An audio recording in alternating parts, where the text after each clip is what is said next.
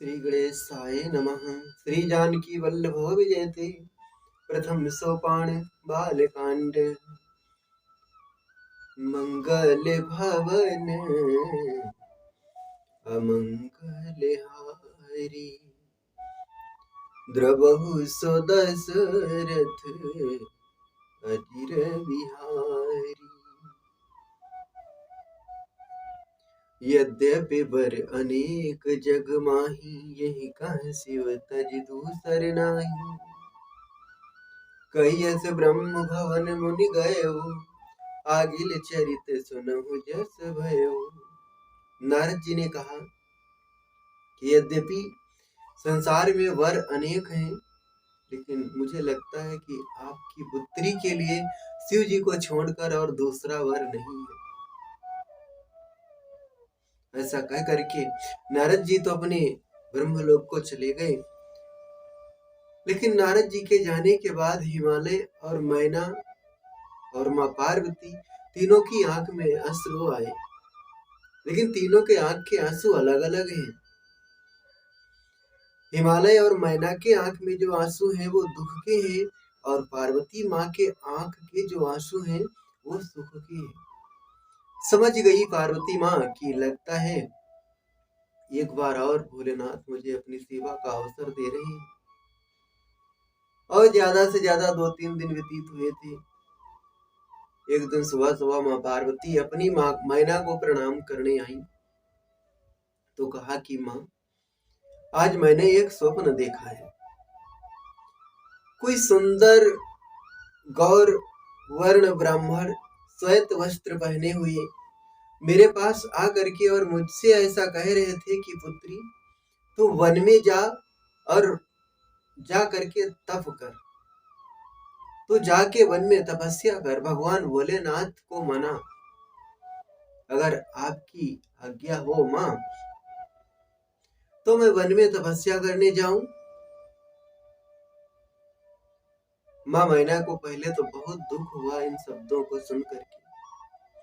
फिर अपने पति को बुलाया, पर्वतराज हिमाचल को बताया तो दोनों ने साहस प्रसन्नता पूर्वक स्वीकृति दे दी कि जाओ पुत्री, तप के बल से ही तुम भगवान भोलेनाथ को पति रूप में प्राप्त कर सकती हो, इसलिए तुम्हें रोकना ठीक नहीं है।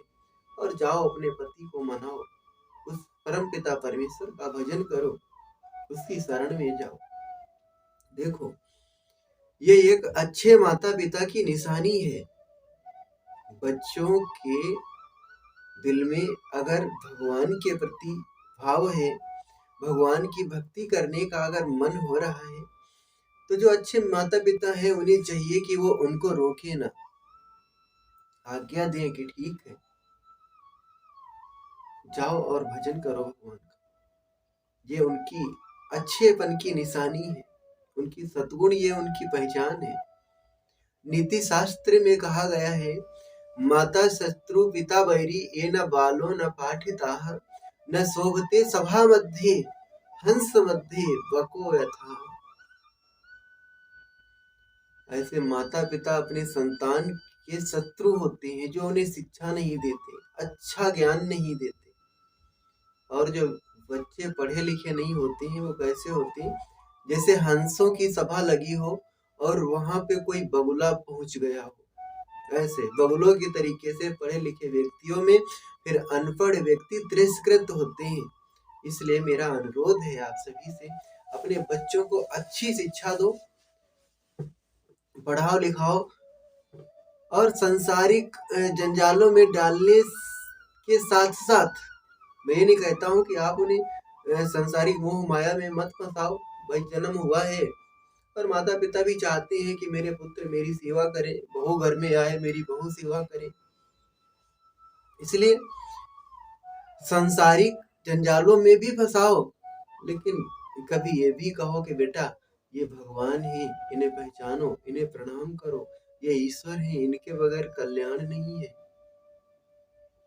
जो माता पिता ऐसे करते हैं वो अपने बच्चों के साथ बहुत अच्छा व्यवहार करते हैं, और जो अच्छी शिक्षा नहीं देते वो दुश्मन जैसे होते हैं माता पिता। इसलिए बच्चों को अच्छी शिक्षा दो। पार्वती माँ वन में गई हैं, तप करने लगी हैं। कुछ दिनों तक तो भोजन लेती हैं, कछ दिन भोजन बारी बतासा। कुछ दिनों तक भोजन लेती हैं, फिर भोजन छोड़ दिया, फलाहार करती हैं। फिर कुछ दिनों के बाद फलाहार भी छोड़ दिया, केवल जल पी करके। बाबा तुलसी कहते हैं, और धरी वो माँ प्राणपति चरना, और धरी वो माँ प्राणपति चरना। जाई विपिन लागी तप करना, जाई विपिन लागी तप करना।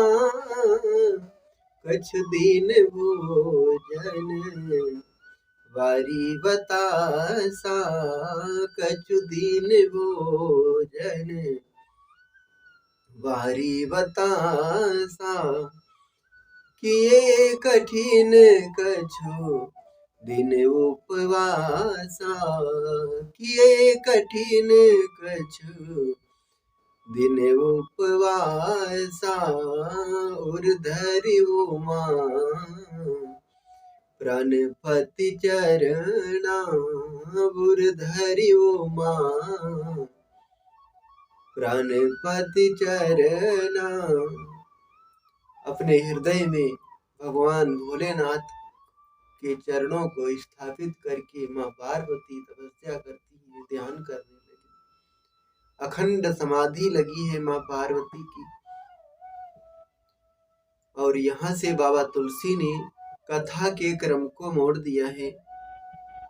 बाबा तुलसी कहते हैं, उमा चरित सुंदर मैं गावा, उमा चरित सुंदर मैं गावा। सुनहु शंभु कर चरित सुहावा, सुनहु शंभु कर चरित सुहावा। जब ते सती जाए तनु त्यागा, जब ते सती जाए तनु त्यागा। तब ते शिव मन भयव विरागा, तब ते शिव मन भयव विरागा। जपहि सदा रघु नायक नामा, जपहि सदा रघु नायक नामा। जहाँ तहाँ सुनहि राम गुण ग्रामा, जहाँ तहाँ सुनहि राम गुण ग्रामा। श्री राम जय राम, जय जय राम।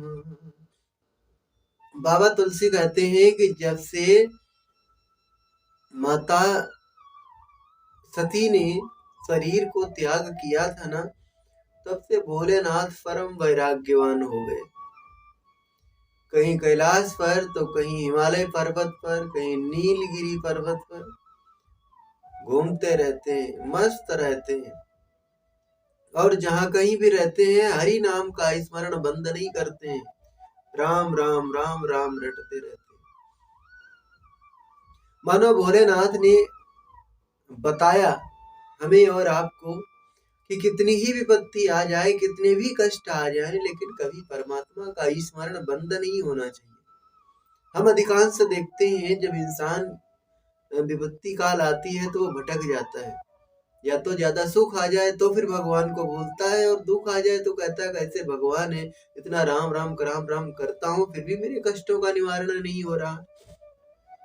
भटक जाता है इंसान। लेकिन नहीं, ऐसा नहीं करना चाहिए। विपदो नैव विपदा संपदो नैव संपदा, विपद विशरणम विष्णु संपन्न नारायण स्मृति। सबसे बड़ी विपत्ति क्या है? परमात्मा को भूल जाना, ये सबसे बड़ी विपत्ति है। हनुमान जी ने भी सुंदर कांड में कहा था, जब सीता जी का पता लगा के आए तो प्रभु राम से कहा कि प्रभु जब तब सुमिरन भजन न हुई, जब तब सुमिरने से भजन नहीं होता। आज कर लिए 4 दिन के लिए बंद कर दिए, ऐसे भजन नहीं होता है। मेरे भाई बहन जितना हो सके उतना करो, लेकिन नित्य प्रति एक रूटीशन बनाओ, एक धारणा बनाओ कि मुझे इतना भगवान का नाम लेना ही है। हर वक्त यारदाश्त भगवान की बनाओ, भगवान का नाम लो। विपदो नैव विपदा संपदो नैव संपदा, सारी की समस्याएं, संसार की सारी विपदाएं बहुत छोटी हैं। सबसे बड़ी विपत्ति है परमात्मा का नाम भूल जाना। इसलिए परमात्मा का स्मरण हर वक्त रहे। भोलेनाथ कहीं भी रहते हैं, हरि नाम में डूबे रहते हैं, हरि नाम का चिंतन करते रहते हैं। एक दिन हुआ यूं कि भगवान राम ने सोचा कि भाई मैंने कन्या को तो आशीर्वाद दे दिया था कि तेरी शादी में भगवान भोलेनाथ से कराऊंगा। जब सती जी ने शरीर त्याग किया था, दक्ष की यज्ञ में अपना शरीर जलाया था, तो आप पीछे सुन चुके हैं, सती मरत हरिसन बर मांगा, जन्म जन्म शिव पद अनुरागा। सती ने मरते समय भगवान से प्रार्थना की थी कि हे प्रभु, अब ये जन्म तो मेरा जा रहा है, मुझसे कुछ भूल हुई है, कुछ गलतियां हुई है, उसी का प्रायश्चित करते हुए मैं इस शरीर को भस्म किए दे रही हूँ। लेकिन एक प्रार्थना करती हूँ कि अगला जन्म मेरा कहीं भी हो, लेकिन मुझे भगवान भोलेनाथ के चरणों की दासी बनाना। मेरी प्रार्थना है प्रभु, मुझ पे इतनी कृपा करना। और प्रार्थना किया था, और अंते या मति सा गति, अंत में जो हमारी मति होती है उसी अनुसार हमारी गति भी होती है। मरते मरते प्रार्थना किया था, इसलिए ते ही कारण हिम गिरि ग्रह जाई, उसी कारण पर्वतराज हिमाचल के यहाँ जन्म हुआ था। तो भगवान राम ने सोचा कि भाई मरते मरते मैंने आशीर्वाद दिया था कि तेरी शादी में पुनः भगवान भोलेनाथ से कराऊंगा, लेकिन यहाँ भोलेनाथ से तो मैंने पूछा ही नहीं कि भाई शादी करोगे कि नहीं करोगे। कन्या तो बड़ा भजन कर रही है, तपस्या कर रही है इन्हें प्राप्त करने के लिए, लेकिन इनसे पता ही नहीं, पूछा ही नहीं मैंने। और कहीं आए मौके पर बाबा मना करते हैं कि नहीं भाई मुझे नहीं करना। तो वैसे भी आपका अनुभव होगा, 20 साल के बाद, 20 साल आपकी शादी को हो गए हो, फिर अगर कोई आपसे कहे कि दोबारा फिर से शादी करोगे, तो शायद मेरा मानना है कि आप भाग खड़े होंगे कि नहीं भैया, एक बार हो गई तो हो गई। भगवान ने भी सोचा कि पहले बाबा से पूछ ले, अगर हाँ करते हैं तो फिर तैयारियां करवाएं। इसलिए आज सुबह सुबह भगवान राम कैलाश पर्वत पर अवतरित हुए। बाबा तुलसी कहते हैं, प्रगटे राम कृत की कृपा। भगवान राम का वहां पे प्राकट्य हुआ। सुबह सुबह का वातावरण है, पक्षियां कलरव कर रही हैं, सूर्य की लालिमा कैलाश पर्वत पर पड़ रही है, इसलिए पूरा कैलाश पर्वत लाल वर्ण का दिखाई दे रहा है, चमक रहा है सोने की तरह। प्रगटे राम कृत की कृपाला, प्रगटे राम कृत की कृपाला, रूपशील निधि तेज विशाला, रूपशील निधि तेज विशाला, प्रगटे राम कृत की कृपाला। भगवान राम का प्राकट्य हुआ सुबह सुबह। भोलेनाथ ने देखा, सोचा कहीं अग्निदेव तो नहीं आए, कहीं सूर्य देव तो नहीं आए, तेजवान प्रकाशवान कौन है ये। और जब ध्यान से देखा तो भगवान राम का प्राकट्य। भोलेनाथ प्रसन्न हुए, दौड़े, कहा मेरे मालिक आज स्वयं आपका आना हुआ, साष्टांग प्रणाम किया। कहा प्रभु कोई काम था तो मुझे बुला लेते, आपने कष्ट किया। तो भगवान ने कहा कि नहीं बाबा, आज आपसे मुझे कुछ मांगना था, और भाई मांगना हो तो जाना ही पड़ता है। अब आपका अनुभव होगा, कोई भिखारी द्वार पर सुबह सुबह मांगने ना आए और अपनी झोपड़ी से फोन करे, सेठ जी सुबह सुबह का समय है, नाश्ता वगैरह भिजवा देना। तो आप क्या भिजवाएंगे? कहेंगे पागल हो गया है, तुझे चाहिए तो खुद ले जा आके। नहीं भिजवाएंगे आप। इसलिए भगवान ने कहा कि भाई मांगना है तो जाना ही पड़ता है, और मुझे आपसे एक वचन चाहिए। आपको याद है ना, आपके साथ आपकी पत्नी सती हुआ करती थी। भोलेनाथ ने कहा कि हाँ याद है। तो भगवान ने कहा कि बाबा फिर आपको ये भी पता होगा कि महाराज दक्ष के वहां उसने शरीर जला दिया, और मरते समय आपको पति रूप में पुनः प्राप्त करने के लिए उसने मुझसे वचन लिया था। भोलेनाथ ने कहा कि हाँ मुझे पता है। तो बाबा आपको फिर ये भी पता होगा कि पर्वतराज हिमाचल के यहाँ उसका पुनः जन्म हुआ है। भोलेनाथ ने कहा मुझे सब पता है बाबा। प्रभु अब आप बताइए आपको कहना क्या है। तब भगवान ने कहा कि आप शादी कर लो, बड़ी कठिन तपस्या आपको प्राप्त करने के लिए वो कन्या कर रही है, बहुत सुंदर और सुशील है, आपके चरणों की दासी है बाबा, आप उससे अपनाओ, उससे शादी करो, विवाह करो। तो भोलेनाथ ने जब प्रभु ने ऐसा कहा तो अपना सर झुका लिया। ऐसा लग रहा था कि बाबा का मन नहीं है, लेकिन अब प्रभु की आज्ञा है, मना भी कैसे करें। इसलिए भोलेनाथ ने कहा कि जो आज्ञा।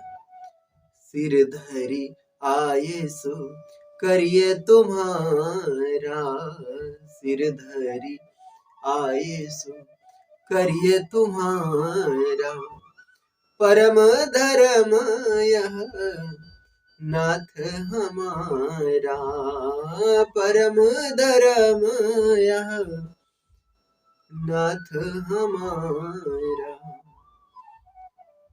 महाराज की आपकी आज्ञा सिरोधार्य है, सिरधार्य आये सो करिए तुम्हारा। ये मेरा धर्म ही नहीं परम धर्म है, आपकी आज्ञा का पालन करना। यहाँ पे एक बड़ी नीति की बात बाबा तुलसी कहती है, मात पिता गुरु प्रभु के बानी। माता पिता गुरु और प्रभु, माता पिता गुरु और प्रभु बिनहि विचारी करी सो जानी। ये अगर कोई आज्ञा करते हैं तो फिर टालना नहीं चाहिए, बगैर विचारे शुभ अच्छा समझ के करो। भोलेनाथ ने भी कहा कि प्रभु आपकी आज्ञा सिरोधार्य है। भगवान ने कहा क्षमा करना बाबा, मेरी आज्ञा सिर पर मत रखो। क्यों? बोले आपके सिर में गंगा बहती है ना, कहीं मेरी आज्ञा उसमें बह गई तो? नहीं नहीं, मेरी आज्ञा हृदयस्थ करो। भोलेनाथ ने कहा जो आज्ञा। इतना कह करके भगवान अंतर्धान भये अतवाकी। अब भोलेनाथ ने सोचा कि भाई मैंने भगवान को वचन तो दे दिया कि मैं शादी करूंगा, लेकिन पता नहीं कन्या मुझे पसंद करती भी है कि नहीं। इसलिए भगवान भोलेनाथ ने सप्तऋषियों के द्वारा पार्वती माँ की परीक्षा करवाई। और सप्तऋषियों से भोलेनाथ ने कहा कि आप लोग जाओ और उसकी परीक्षा करो, देखो उसके अंदर मेरे प्रति प्रेम कितना है। पार्वती पही जाए तुम प्रेम परीक्षा ले हो, गिरि प्रेर पठये हो भवन दूर करे हो संदेह। आप लोग पार्वती के पास जाकर के प्रेम की परीक्षा लो। भाई ये भी तो देखना होता है कि कन्या कितना प्रेम करती है, क्यों बगैर प्रेम के गृहस्थ जीवन नहीं चलता है। आजकल लोग क्या करते हैं, मैं देखता हूँ जब लड़का लड़की देखने आते हैं एक दूसरे को, तो थोड़ी देर उन्हें एकांत में बैठ के बातें करने के लिए कहा जाता है। तो जब बैठते हैं तो क्या बातें होती तुम्हें मूवी कौन सी पसंद है? तुम्हारा फेवरेट कलर कौन सा है? एक लड़के को मैंने कहा, मैंने पागल हो गया, ये सब पूछने से अच्छा है ये पूछ के तुझे रोटी बनाना आती है कि नहीं? नहीं भूखा मरना पड़ेगा। अबे कलर जान के तो क्या करेगा भाई? कन्या और लड़के में प्रेम कितना है ये देखो। इसलिए भोलेनाथ ने परीक्षा करवाई, प्रेम परीक्षा ले हो जाए। सप्तऋषि आते हैं माँ पार्वती के पास और उन्हें कैसी देखते हैं। बाबा तुलसी कहते हैं, ऋषि ने गौरी देखी ता कैसी, ऋषि ने गौरी देखी ता कैसी, राम हरे हरे राम, मूर्ति मंद तपस्या जैसी, राम हरे हरे राम। सप्तऋषि वहां आए माँ पार्वती के पास पर्वतराज हिमालय पे, तो माता को देखा कि तपस्या कर रही है और समाधि में इतना लीन है कि जैसे कोई मूर्ति बनाई गई हो, बिल्कुल शांत चित्त बैठी और ईश्वर का स्मरण कर रही है। सप्तऋषियों ने आवाज लगाई, हे देवी आप किसकी तपस्या करती हो, क्या चाहती हो, हमसे कहो हम पूरा करेंगे।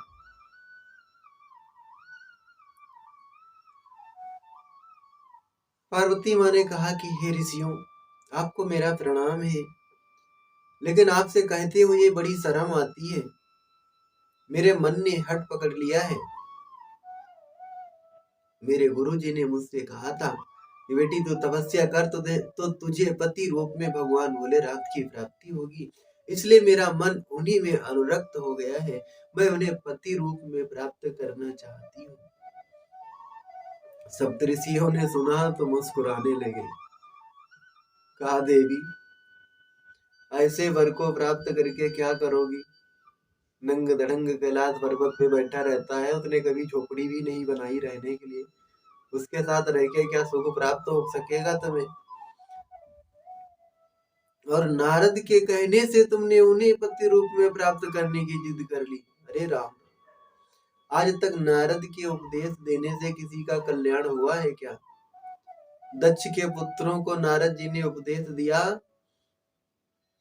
सब घर बार छोड़ के सन्यासी बन गए थे। चित्रकूट का घर दक्ष ने ही बर्बाद किया था और हिरण्याकश्यपु के पुत्र को प्रहलाद को नारद ने ही भड़का दिया, पिता को मरवा दिया। अब आप विचार करो, ऐसे पति को आप, ऐसे इंसान को आप गुरु बनाए हो और उसके कहने से शिव जी को प्राप्त करना चाहती हो, भला क्या सुख प्राप्त होगा आपको? क्या आप सुख उठा सकेंगी? पहले पंचों को कहने से, पंच कहे शिव सती विवाही, पहले पंचों को कहने से शिव जी ने सती से विवाह किया था, उसे मरवा डाला। आप ऐसे ठग के चक्कर में अच्छा पड़ी। अब भी कुछ नहीं बिगड़ा है, ये तपस्या छोड़ो, हम तुम्हें बहुत अच्छा वर ला के देंगे। वैकुंठ का निवासी है, लक्ष्मी का पति है वो। दूषण रहित सकल गुण खानी, श्रीपतपुर दूषण रहित सकल गुण राशि, और श्रीपतिपुर वैकुंठ निवासी। लक्ष्मी का पति और वैकुंठ में निवास करता है और कोई दोष नहीं उसमें। सती माता ने सुना तो जैसे चिंगारी लगती है ना पैर में, तो ऊपर जाके बुझती, इतना जलने लगी। क्रोध में आकर के कहा कि ऋषियों सत्य कहो शिव, सत्य कहो गिरि भवन तन येहा, सत्य कहो गिर भव तन येहा, हट न छूट छोटे वर देहा। नारद बचन न मैं परिहरऊं, और बसौ भवन उजरऊ नहीं डरूं। आपने सत्य कहा, लेकिन मेरा हट नहीं छूटने वाला है। मैं अपने गुरु के वचनों को नहीं छोड़ूंगी, मेरा घर बसे चाहे उजड़ जाए। कितना अच्छा भरोसा है माता को गुरु के वचनों पे। आजकल लोग गुरु पे कितना विश्वास करते हैं, ना कहा जाए तो ठीक। आगे माँ पार्वती कहती है कि महादेव अवगुण भवन विष्णु सकल गुण धाम। माना कि महादेव हमारे भगवान भोलेनाथ अवगुणों के धाम है, और भगवान विष्णु सकल गुणों के धाम है। लेकिन जही कर मन रम जाहि सन तेहि तेहि सन काम। जिसका मन जिसमें रम जाता है ना, उसको तो उसी से काम होता है, उसके लिए तो वही सर्वस्व होता है। अब एक जन्म नहीं करोड़ों जन्म लेना पड़े मुझे मंजूर है, लेकिन विवाह करूंगी तो भगवान भोलेनाथ से करूंगी और किसी से नहीं करने वाली। अब मैं जन्म संमोहित हारा, को गुण दोषन करे विचारा। जन्म कोटि लग रगर हमारी, बरव शंभु नत रहूं कुंवारी।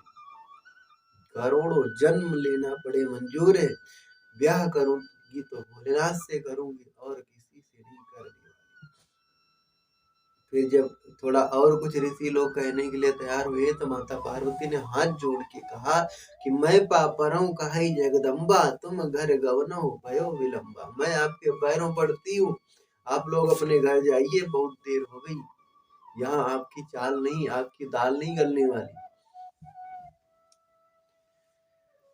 सप्तऋषियों ने माता पार्वती के प्रेम को पहचान लिया। देख प्रेम सुन वचन अमोले, जय जय देख प्रेम बोले मुनि ज्ञानी, जय जय जगदम्बिके भवानी। सप्तऋषियों ने माता पार्वती के प्रेम को देखा, पहचान लिया कि सच्चा प्रेम है माँ के हृदय में। प्रणाम किया माता को कि माता क्षमा करना, मुझे भगवान भोलेनाथ ने खुद भेजा था, परीक्षा करने आया था। अब आप घर जाओ, आपकी तपस्या पूरी हुई, बहुत जल्द आपको भगवान भोलेनाथ पति रूप में प्राप्त होंगे। इतना कह करके सप्तऋषि पर्वतराज हिमाचल के पास गए, पार्वती माँ को घर लाने के लिए कहा। उसके बाद कैलाश पर्वत पर आते हैं, भगवान भोलेनाथ से बताया माँ पार्वती के प्रेम के विषय में, और भोलेनाथ ने सुना। सुनते सुनते सुनते समाधिष्ट हो गए। कितना सच्चा प्रेम था भगवान भोलेनाथ के प्रति में और माँ पार्वती में। ऐसे प्रेम होना चाहिए पति पत्नी में, एक दूसरे पे विश्वास हो, भरोसा हो, प्यार हो, तब हमारी गृहस्थ की गाड़ी अच्छी चलती है। सच्चे प्रेम की सारे जहां में असर होगी। जो सच्चा प्रेम है, जो वास्तविक प्रेम है, सच्चे प्रेम की सारे जहां में असर होगी। न होगी तो तेरी इबादत में कुछ कसर होगी। प्रेम परिचय को पहचान बना देता है, प्रेम वीराने को गुलिस्तान बना देता है। मैं आप बीती कहता हूँ गैरों के नहीं। प्रेम प्रेम पत्थर को भी भगवान बना देता है। ये प्रेम की ताकत है। भोलेनाथ सुने और सुनते सुनते सुनते समाधिष्ट हो गए। और मैंने पहले कहा था कि भोलेनाथ की समाधि ऐसी नहीं जो घंटे 2 घंटे में टूट जाए। समाधि लगती है तो फिर हजारों वर्षों के लिए। भोलेनाथ समाधिष्ट हो गए, सप्तऋषि गए अपने धाम, अपने आश्रमों में। इधर हुआ ये कि उसी समय एक तारक नाम का असुर हुआ। बड़ा बलिष्ठ था, देवताओं को परेशान करने लगा, सारे संसार को त्रास देने लगा। देवता लोग दुखी होकर ब्रह्मा जी के पास गए कि प्रभु इसकी मृत्यु कैसे होगी। ब्रह्मा जी ने कहा कि भाई इसे मारने वाला तो अभी जन्मा नहीं है। भगवान भोलेनाथ का विवाह हो, फिर एक पुत्र होगा कार्तिकेय, वो इसको मार सकेगा।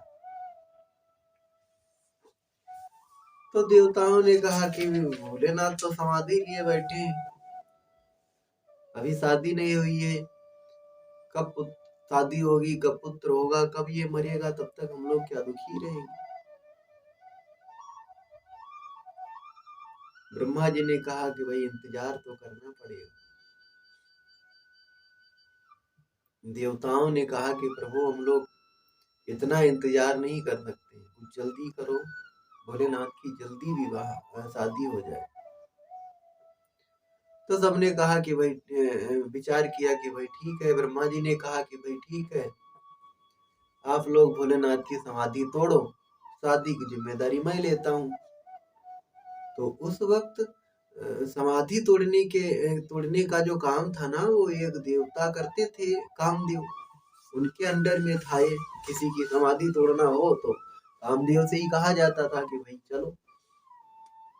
सबने कामदेव की तरफ देखा, कि काम ने कहा सुनो, वो कोई सांसारिक मनुष्य नहीं है जो उनकी समाधि टूट जाए, शिव है। मैं उनकी समाधि तोड़ने गया ना तो बाबा मेरी समाधि बना के रख देंगे। नहीं नहीं, मेरे हिम्मत नहीं है, क्षमा करना भाई। फिर सब लोगों ने समझाया कि जो परहित के लिए शरीर को भस्म करते हैं, परहित लाग तजय जो देही, संत संत प्रशंसय देही। जो पराये स्वार्थ के लिए अपना शरीर छोड़ते हैं, संत लोग उसकी प्रशंसा करते हैं। संतों की सभा में उसका सम्मान होता है कि भाई बहुत बड़ा परस्वार्थी था, परस्वार्थ करते करते उसने अपना शरीर भस्म कर दिया। तो कामदेव मान गए और आए कैलाश पर्वत पर। हाँ, कामदेव के आते ही पूरा वातावरण खिल उठा, सुहावना हो गया। शीतल मंद सुगंध हवा बहने लगी, झांझ मृदंग सहनाइयां बजने लगी, अप्सराएं नृत्य करने लगी, संगीत बजने लगा। और संगीत का आश्रय लेकर के कामदेव बढ़ा है शिव जी की तरफ। जब उसने अपनी माया फैलाई ना, तो पूरा संसार काम के अधीन हो गया। बड़े बड़े ऋषि महात्मा जो ब्रह्ममय संसार को देखते थे ना, सब स्त्री में देखने लगे। पर्वत एक दूसरे से मिलने लगे, वृक्ष एक दूसरे से मिलने जुलने लगे, वृक्ष की डालियां एक दूसरे से लिपटने लगी, नदियां संगम करने लगी, नदियां सब उमड़ उमड़ के समुद्र की तरफ चली। कोप्यो जबहि बारि चर केतु, छन मोह मिटे सकल श्रुत सेतु। सारा संसार काममय हो गया। भाग्य विवेक सहाय सहित, सुसुभट संयुग मही मुरे। सदग्रंथ पर्वत कंदरन महु, जाहिते अवसर दुरे। भय काम बस जोगीस तापस, पावरन की को कहे। देखहि चराचर नारीमय जे, ब्रह्ममय देखत रहे। अबला बिलोकहि पुरुषमय जग, पुरुष सब अबलामयम्। दुई दंड भरे ब्रह्मांड भीतर, काम कृत कौतुक अयम। संसार में कोई बचा ही नहीं, सब काम के अधीन हो गए। बाबा तुलसी तो कहते हैं कि धरी न काहू धीर, सबके मन मन सिज हरे। कोई धैर्य धारण कर सका ऐसा कोई बचा ही नहीं। तो कहते हैं यहाँ बाबा तुलसी ने कलम रख दी कि अब मुझे रामायण नहीं लिखना। बाबा ने कहा कि जब राम नाम की महिमा ही नहीं रही, तो मैं रामायण लिख के क्या करूंगा। तो कहते हैं जो इसकी आगे की जो चौपाई है वो स्वयं हनुमान जी महाराज ने लिखी कि बाबा क्यों चिंता करते हो, जे राखे रघुवीर ते उभरे ते ही काल मोह। जिसकी रक्षा करने वाले स्वयं परमात्मा थे, ईश्वर थे, वो तो उस वक्त भी बचे रहे, बाकी तो सब काम के अधीन हो।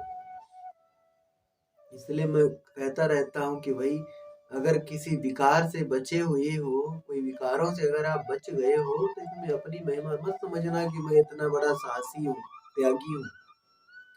ये ईश्वर की हम पे विशेष कृपा है, विशेष अनुकंपा है, इसलिए हम बचे हुए हैं। हमारे अंदर इतनी क्षमता कहाँ कि हम विकारों से, भगवान की माया से बच जाए। एक बार स्वामी रामकृष्ण गए इंग्लैंड। बहुत अच्छा वहां उनका प्रवचन हुआ। क्या वाक्य पढ़ता थी महाराज जी। तो प्रवचन करते करते 4-6 दिन बाद उनके पास एक युवती आई, सुंदर सी कन्या स्त्री। कहा कि बाबा, मेरी इच्छा है कि आप जैसा पुत्र मेरी गोद में हो। तो बाबा ने कहा कि मैं समझा नहीं, क्या कहना चाहते हो आप?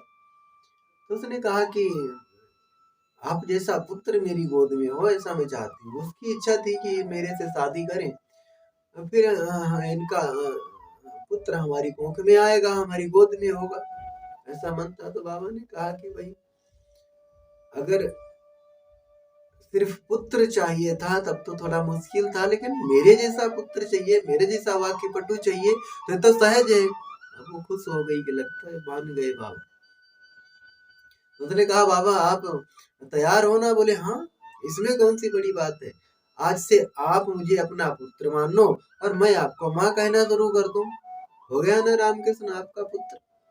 ऐसे जो ज्ञानी लोग हैं, संत लोग हैं, वो विकारों से बच जाते हैं। बाकी तो माया से बचना बहुत मुश्किल है। कामदेव ने पूरे संसार को बिगाड़ करके हार गया, भोलेनाथ की समाधि नहीं टूटी। लेकिन तब काम बहुत शर्मिंदा हुआ। कहा अप्सराओं से कि बंद करो संगीत, बंद करो नृत्य, अब इनकी समाधि ऐसे नहीं टूटेगी, मैं तोड़ूंगा समाधि। और हाथ में धनुष, पुष्पों के धनुष और बाण लेकर के शिव जी के ऊपर प्रतिज्ञा खींची है। देवता लोग देख रहे थे। देवताओं ने कहा कि काम क्या करने जा रहा है, ऐसा मत कर। लेकिन जब तक आ करके बोलते तब तक काम ने बाण छोड़ दिया। भगवान भोलेनाथ के हृदय में लगा। जहाँ राम जी बैठे थे वहां काम आ गया और भोलेनाथ घबरा करके आंख खोल दी। कौन है? किसने हमारी समाधि तोड़ी? और जब ध्यान से देखा तो आम्र के पल्लवों में कामदेव छुपे बैठे थे। आम का पेड़ लगा था वहां, उन्हीं के पल्लवों में, पत्तों में काम देवता छुपे बैठे थे। भोलेनाथ ने पहचान लिया। कहा काम, दुनिया की समाधि तोड़ते तोड़ते आज मेरे पास भी चले आए। और तीसरा नेत्र खुला भोलेनाथ का। बाबा तुलसी कहती, तब शिव तीसर नयन उघारा, तब शिव तीसर नयन उघारा, चितवत काम भैव जर छारा, हाहाकार भैव जग भारी, हाहाकार भैव जग भारी, डर पे सुर भय असुर सुखारी, डर पे सुर भय असुर सुखारी, तब शिव तीसर नयन उघारा, तब शिव तीसर, तब शिव तीसर नयन उघारा। भोलेनाथ का तीसरा नेत्र खुला और कामदेव जलकर भासे।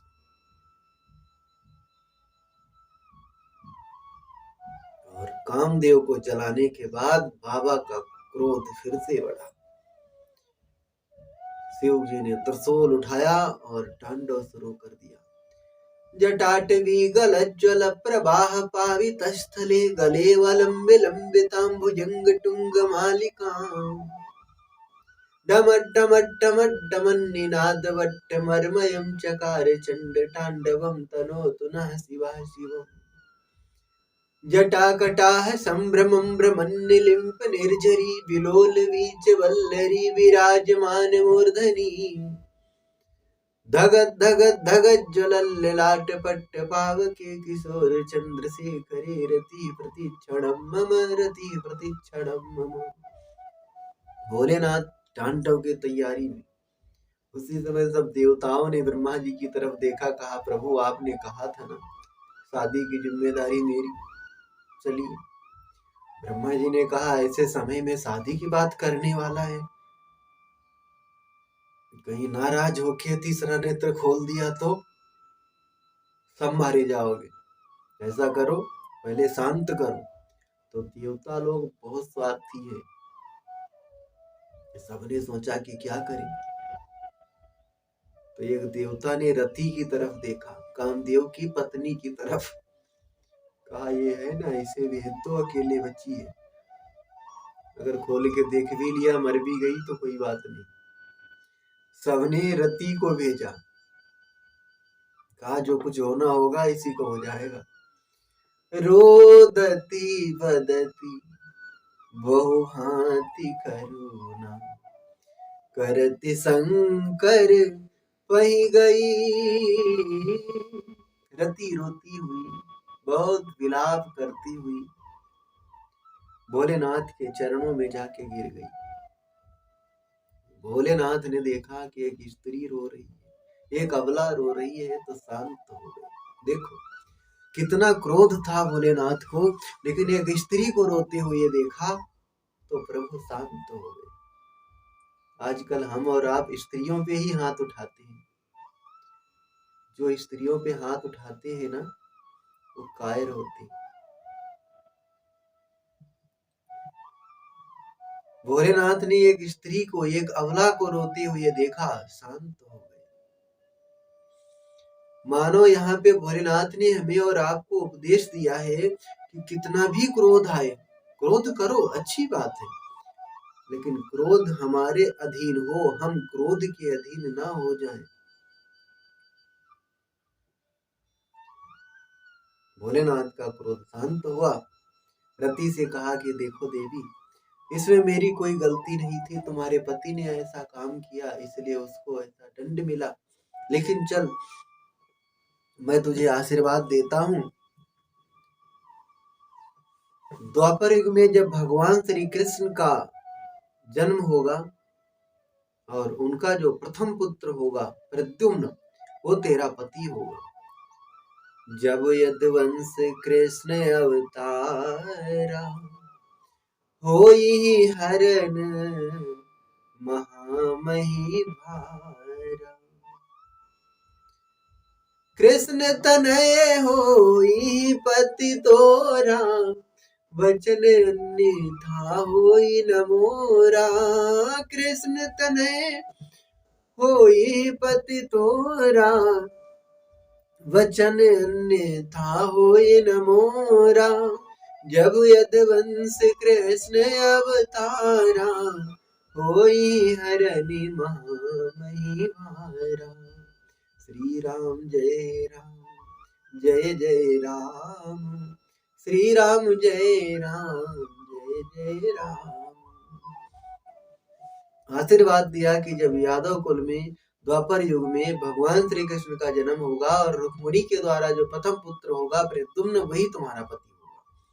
और भागवत में भी सुखदेव जी ने इशारा किया है, प्रद्युम्न कौन है? कामस्तु वासुदेवांशो दग्धा प्रातृ रुद्र मन्नुना, देहे पपते भूयस्तमेव पत्ते पत्यता। कौन है प्रद्युम्न? कामस्तु वासुदेवांश, कामदेव के अंश वही वासुदेव, वासुदेव के अंश वही कामदेव। वरदान दिया, रति चली गई। अब देवताओं ने देखा कि अब अच्छा मौका है, भोलेनाथ भी शांत बैठे, चलो। तो सब आए, प्रणाम किया। भोलेनाथ ने देखा तो कहा कि कहो कहो अमर आए के हेतु। अमर कहा है, देवता लोग अमर है ना। देवताओं ने कहा कि प्रभु हम लोग अभी अभी इधर से गुजर रहे थे ना, तो ब्रह्मा जी मुझसे कह रहे थे, ये कुबेर जी भी कह रहे थे कि हम सभी के तो पत्नियां हैं, भोलेनाथ के नहीं है। तो बाबा यदि आप शादी कर ले तो हम लोगों की दूल्हा बाराती बनने की इच्छा पूरी हो जाए। और बाबा काफी दिन हो गए हैं, स्वर्ग में कोई उत्सव भी नहीं हुआ है, तो यदि आप हाँ कर दे तो फिर बात बन जाए। भोलेनाथ ने कहा कि मुझे पता था कि तुम ऐसे तो यहाँ नहीं आ सकते, बगैर स्वार्थ के तो तुम कहीं नहीं जाते, लेकिन शादी तो करूंगा, तुम्हारे कहने से तो नहीं करूंगा। मैंने प्रभु को वचन दिया है, भगवान राम आए थे मेरे पास, मैंने उन्हें वचन दिया है, इसलिए शादी तो खैर करूंगा, लेकिन तुम्हारे कहने से नहीं। जब इतना कहा कि शादी करूंगा, तो ब्रह्मा जी ने सप्तऋषियों से कहा कि सुनो, जाओ जल्दी लग्न पत्री तैयार करके लाओ, और सुनो देर मत करना, जितना जल्दी हो जाए उतना जल्दी करवाओ, कहीं फिर बदल गया तो कोई भरोसा नहीं। सप्तऋषि वहां से एक बार फिर आते हैं माता पार्वती के पास, फिर परीक्षा लेते हैं। सप्तऋषि आए और कहा कि कहा हमार न सुने हो तब नारद के उपदेश। मैंने कहा था ना, उसका कोई भरोसा नहीं है, वो शादी वादी करके क्या करेगा, भूत लगा के कैलाश पर्वत पे नंग धरंग बैठा रहता है। तब तो मानी नहीं, नारद के वचनों पे भरोसा रखा, और अब भा झूठ तुम्हारे पन यारे वो काम महेश। अब तो तुम्हारा पन झूठा हो गया, उन्होंने कामदेव को ही भस्म कर दिया, अब शादी करके क्या करेंगे। तो पार्वती माता ने सुना, बाबा तुलसी कहते हैं, सुनी बोली मुस्काई भवानी, सुनी बोली मुस्काई भवानी, उचित कहे हो मुनिवर विज्ञानी, सुनी बोली मुस्काई भवानी, उचित कहे हो मुनिवर विज्ञानी, तुम्हारे जान काम अब जायरा, अब लगे शंभु रहे सविकारा। आपने ठीक कहा सप्तऋषियों, कामदेव, शिव जी ने कामदेव को भस्म कर दिया। तुम्हारी समझ में तो शिव जी ने आज काम को भस्म किया है, अब तक तो वो विकार युक्त कामी पुरुष ही रहे। अरे शायद आपको पता नहीं है, वो तो हमेशा से त्यागी थे। और फिर अग्नि का तो यह स्वभाव होता है कि पाला उसके समीप जाते ही नष्ट हो जाता है, कितनी ही सर्दी पड़ती हो, अग्नि जलाओ सर्दी भाग जाती है। इसी तरह से कामदेव भी है, अब भोलेनाथ के पास जाएगा तो बगैर जले तो रह ही नहीं सकता। तात अनल कर साज स्वभाव, हिमते निकट जाई नहीं काऊ। अग्नि का तो स्वभाव है काम सर्दी को, पाले को, जाड़े को बजाए। सप्तऋषि पहचान गए, क्षमा मांगी, माफी मांगी, माता भोलेनाथ शादी करने के लिए तैयार हो गए हैं, अब आप तपस्या छोड़ो और तैयारी करो। पर्वत का हिमाचल से बताया, हिमालय प्रसन्न हुए, आचार्यों को ब्राह्मणों को बुलवाया गया, लग्न पत्रिका तैयार हुई। सप्तऋषि वहां से आए कैलाश पर्वत पर, भोलेनाथ से बताया, देवताओं से बताया, सब प्रसन्न हो गए। कहा बाबा परसों की लगन है, परसों हम सब आपकी बारात लेकर के हिमाचली पर्वत पे चलेंगे, बहुत अच्छा मुहूर्त है, इसलिए अब देर न किया जाए, तैयारियां करी जाए। सब तैयार होने लगे भोलेनाथ के विवाह में जाने के लिए। कोई खुद सज रहा है, कोई अपने वाहन तैयार कर रहा है,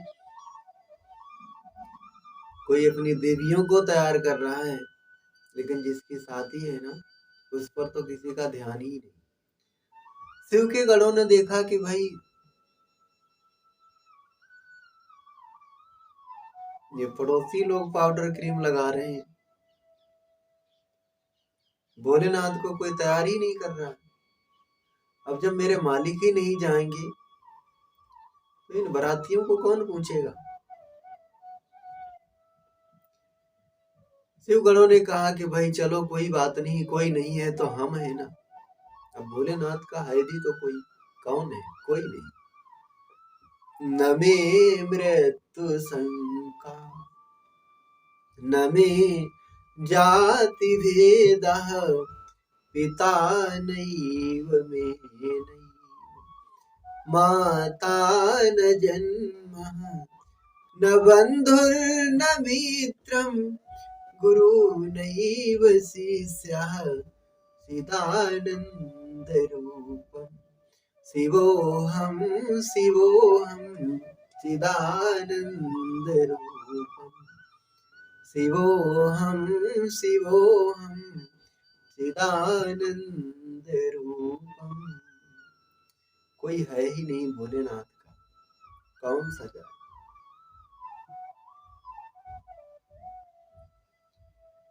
एक बार कहते हैं जब सती के साथ भोलेनाथ की शादी हो रही थी तो वो जो रिश्ता जुड़वाया गया था वो नारद जी ने जुड़वाया था, बिचौलिया नारद जी बने थे। तो कहते हैं जब वहां मंडप में बैठे थे तो ब्राह्मणों ने कहा भोलेनाथ से कि बाबा अपने पिता का नाम बताओ, संकल्प लेना है कन्यादान के लिए तो पिता का नाम बताओ। भोलेनाथ ने नारद जी की तरफ देखा कि नारद तूने कुछ बताया नहीं था। नारद ने कहा कि बाबा किसी का भी नाम बता दो ना, यहाँ कौन पंडित पता करने वाले। भोलेनाथ ने कहा कमाल करता है, किसी को भी बाप बना लूं मैं। नारद जी ने शिव जी ने पंडितों से कहा भाई मेरा पिता कौन है, मैं तो जगत पिता मैं ही हूँ। पंडितों ने कहा नहीं नहीं ऐसे काम नहीं चलेगा, बगैर बाप के संकल्प नहीं होता है, पिता का नाम तो बताना पड़ेगा। तो नारद जी ने कहा कि प्रभु विष्णु का नाम बता दो, विष्णु का। भोलेनाथ ने भी सोचा कि चलो बता देते हैं, शादी तो हो जाएगा उनसे। कह दिया भाई पिता का नाम है विष्णु। हाँ, पंडितों ने कहा बहुत अच्छे, पिता का नाम विष्णु। अभी एक काम करो, बाबा पिता के पिता का नाम बताओ, बाबा का। अब नारद जी तो भाग खड़े हुए, बाबा कहाँ से लाए। भोलेनाथ ने कहा कि भाई बाबा किसे बनाए। फिर सोचा चलो बता देते हैं, ब्रह्मा का बताया, ब्रह्मा। पंडितों ने कहा पिता का नाम विष्णु, बाबा का नाम ब्रह्मा। अब एक काम करो, बाबा के पिता का नाम बताओ। अब नारद जी नहीं रुके, अब तो यहाँ होगी नहीं शादी, कोई फायदा नहीं बैठने से। ब्राह्मणों ने कहा भाई दो में काम चला लो, अब तीसरा कहाँ से लाएंगे। पंडितों ने कहा नहीं नहीं हम दो में काम नहीं चलेगा। भोलेनाथ ने कहा भाई दक्षिणा उच्छिना बढ़ाना है तो बढ़ा लो। पंडितों ने कहा नहीं नहीं अधर्म नहीं करेंगे हम, घूस नहीं लेंगे। मतलब भोलेनाथ को आया क्रोध, त्रिशूल लेके खड़े हुए, कहा सुन पंडित, शादी करनी है तो कर, कन्या देनी है तो दे, नहीं तो मैं चला अपने घर। कोई है ही नहीं भोलेनाथ का। न मे मृत्यु शंका न मे जाति भेदा पिता नैव मे नैव माता न जन्म न बंधुर्न मित्रं गुरु नैव शिष्यः चिदानंद रूपम शिवोहम शिवोहम चिदानंद रूपम शिवोहम शिवोहम। कोई नहीं है भोलेनाथ का। अब इससे आगे की कथा कल सुनाएंगे। कथा विसर्जन होत है सुनहु वीर हनुमान, आसन जइयो प्रेम हित करियो कृपा निधान, सियावल रामचंद्र की जय। उमापति महादेव की जय, रमापति रामचंद्र की जय।